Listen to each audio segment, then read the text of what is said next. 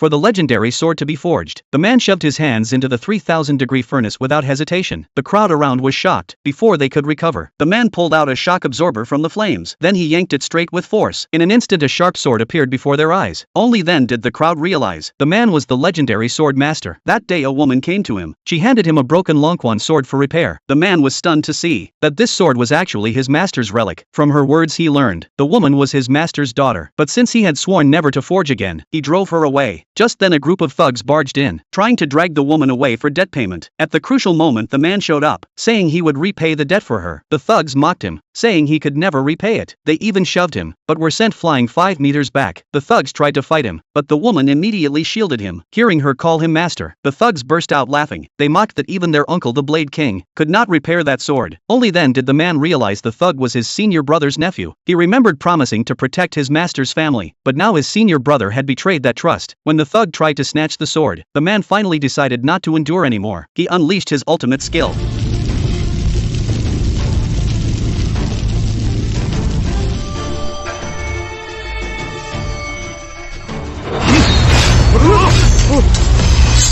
The thug was instantly stunned. He fled after leaving threats. 10 years earlier, the man had defeated his master's Longquan sword with his own steel sword, winning the Global Sword Forging Championship. His master admired his talent and passed the sect leadership to him. But the man cared nothing for power. He only wanted to forge in peace, so he gave the position to his senior brother. Unexpectedly his senior brother poisoned their master and framed him, saying the master had killed himself out of shame for losing. The man believed it and lived in guilt ever since. But his senior brother never let him go. He attacked him when unprepared and even stole the steel sword. Though their junior sister saved him, the man fell into despair afterward. At this time, the woman's younger brother also arrived. They thought the man was truly a master and had already repaired their sword, but the man told him the sword was only forced together by brute strength. Hearing this and seeing his ragged clothes, the brother refused to believe he was a master. The man did not argue. He only remembered his master's kindness. To keep the Longquan sword from falling into his senior brother's hands, he vowed he would repair it. So he followed them to their master's forge. Because of his shabby appearance, the master's wife did not recognize him. Just then the senior brother arrived by her invitation. He declared himself a top 50 swordsmith in the world and said fixing the Longquan sword was simple. He prepared to weld it with electricity, but the man stopped him immediately, saying welding would ruin the sword and cause cracks on the surface. The senior brother ignored him and acted anyway. The next second the sword really cracked. As everyone panicked, the thug returned with his uncle. He suspected the man was the broken Blade King, so he used the woman as bait to force repayment. Since they had no money, he suggested a contest. When it began, the man gave the woman scrap metal as the sword embryo. An hour later, her brother rushed to test it. He struck the iron